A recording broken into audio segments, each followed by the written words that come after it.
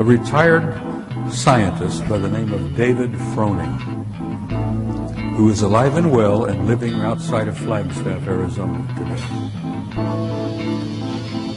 15 years ago, David Froning spoke at a conference which I was part of. And Froning graduated or completed his career working for Lockheed Martin, this vast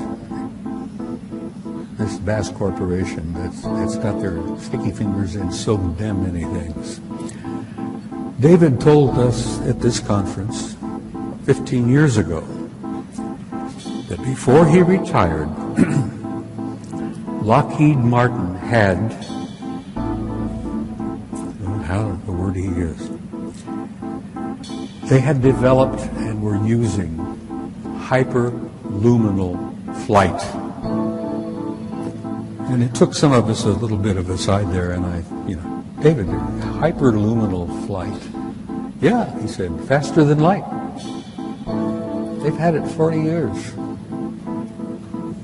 Who has it? Well, he says, I want to say your government, but I can't say that with all honesty because he says it's classified.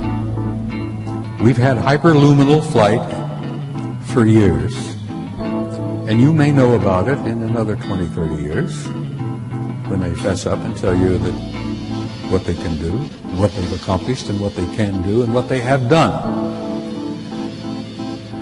Now, another little tiny tidbit. This is from David Froning, a respected man, a scientist who spent all those years. Froning was involved with what he called modified field propulsion. Some years ago, a guy by the name of Ben Rich retired from Lockheed Martin. And in the end of his career, Ben ran the skunk works over there at Lockheed. And there was a little jovial exchange between him and the guys in the audience out there. And Ben Rich said, you know, we can take E.T. home. I think the E.T. movie was out about that time. He says, we can take E.T. home. And a few of the guys in the audience says, Ben, what the hell are you talking about?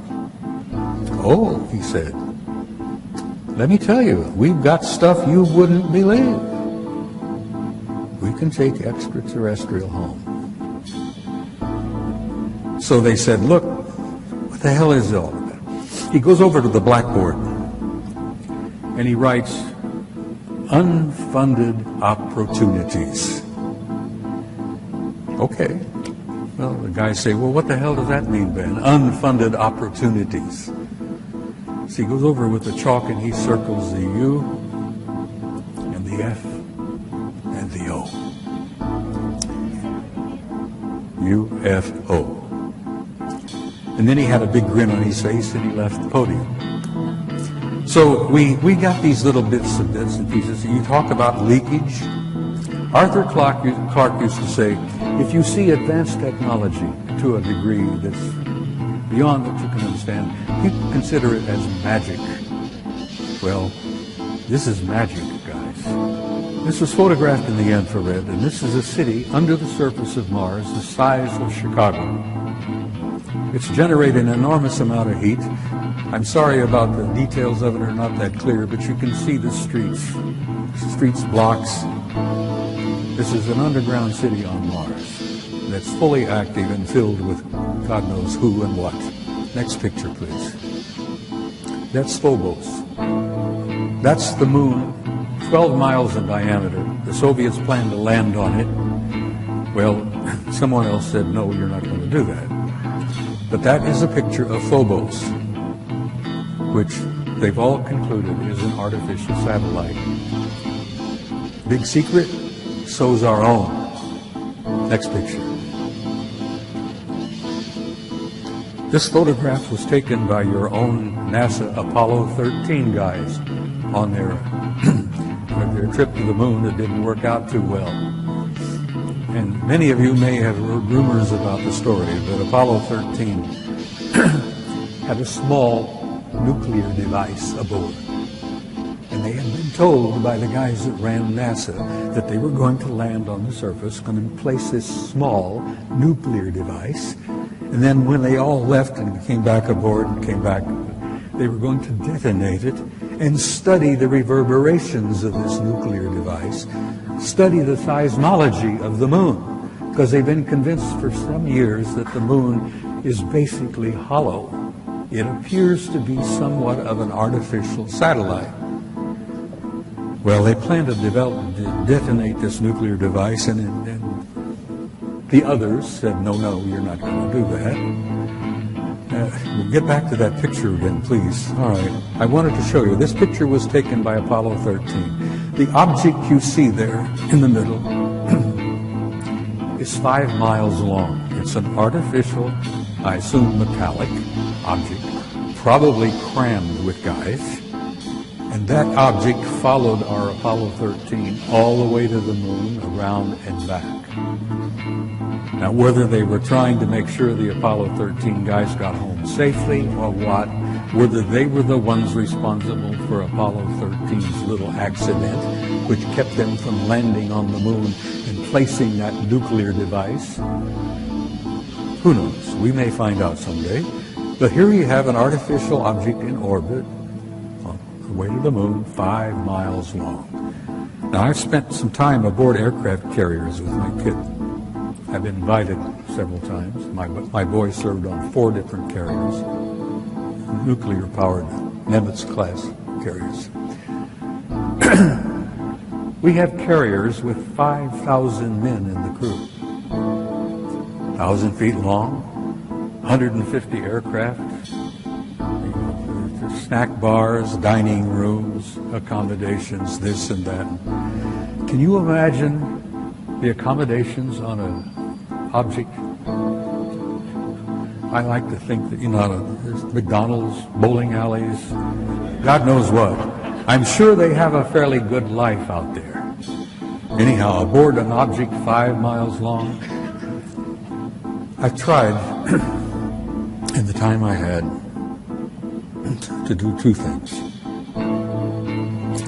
To impress upon you the reality of the extraterrestrial presence, the ones I refer to as the others. I hate the term alien. I hate the term UFO. There are no UFOs. We've known what they are for years and years and years. Some of them are ours. Some of them are theirs. There are no unidentified flying objects out there. They're all identified. I've tried to impress upon you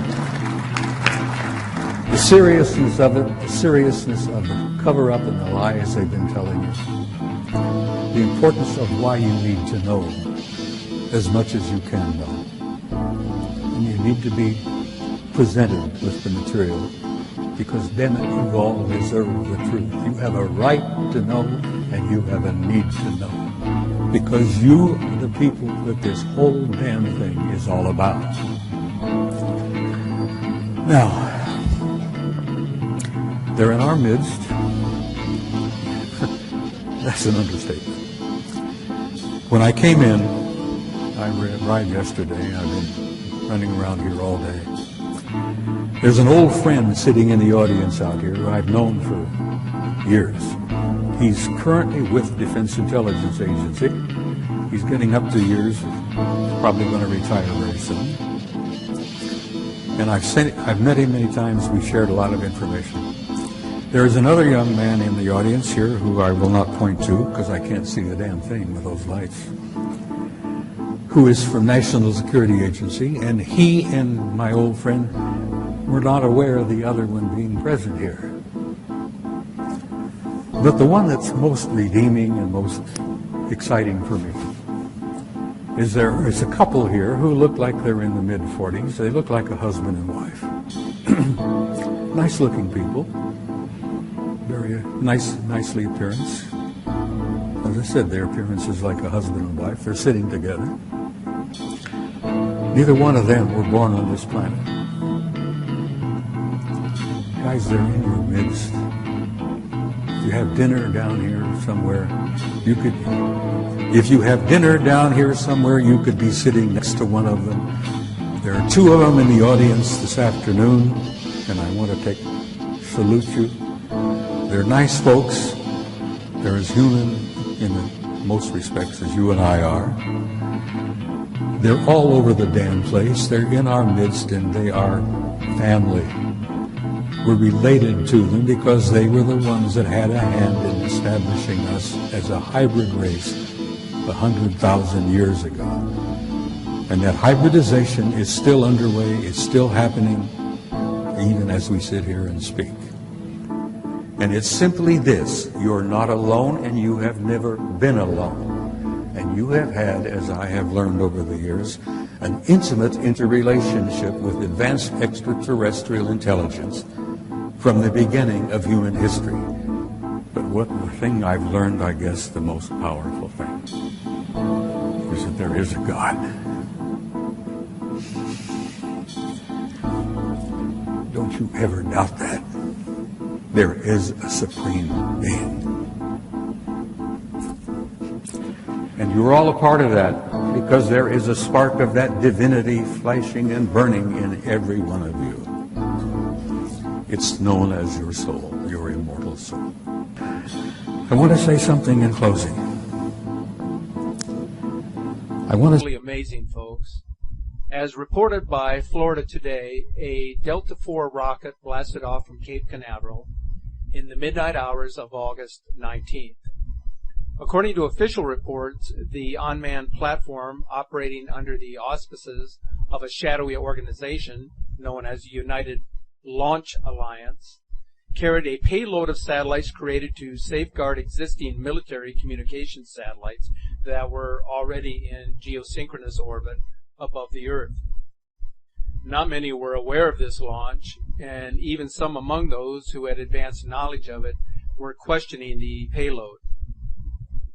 The actual payload was a next-generation infrared astronomical telescope, with technology far eclipsing its predecessor, which is NASA's IRAS, which in 1983 was launched into orbit to detect, image, and monitor the NIBIRU system. The new platform, according to a former Cape Canaveral employee with connections to NASA, was designed and created in a compartmentalized and sanitized environment with teams of 3 to 5 engineers, each team manufacturing a specific component. The Delta IV lifted off without incident on a moonlight night, delivering its payload into geosynchronous orbit 22,000 miles above the Earth. The telescope will patrol an area of space relative to the southern ecliptic pole. Now, several NIBIRU researchers and ostracized NASA scientists have said the NIBIRU system is visible from the southern hemisphere. The platform's revolutionary infrared technology will allow NASA to track and image NIBIRU as it swings around the sun and begins its deadly approach toward Earth. As I've said in my previous videos, NASA has known about this heavenly body for more than 30 years. This new technology will give them unprecedented ability to track the dark star. Not that they'll share information with the public, but we all know that already. This device employs advanced thermal imaging combined with conventional technology, giving NASA a complete but grim picture of what is approaching us. If you are one of those who are skeptical or who has an access to a telescope, you can point your telescope at the coordinates shown in this video. Now, this will give you a chance to see the satellite under optimal viewing conditions. Planet X will go down in hiding this knowledge from you because they do not care about you as individuals. How will you be impacted by this? Well, you're going to be impacted in so many ways it is difficult to fathom. But here are just a few of them. Multiple asteroid impacts, massive volcanic eruptions, enormous earthquakes, huge tsunamis, comet impacts, or a magnetic pole shift, which will leave the Earth vulnerable to all manner of deadly cosmic rays. The list is actually even longer. However, I'm sure that you get the point. What I would recommend is that you don't get hung up on the different names for these solar system interlopers, because they each have a slightly different backstory, which will be used by the enemies of truth to try and confuse people. What is important is that your government, specifically NASA, is continuously lying to you and actively trying to cover up massive changes to our solar system and consequently dramatic and life-altering changes to our own planet.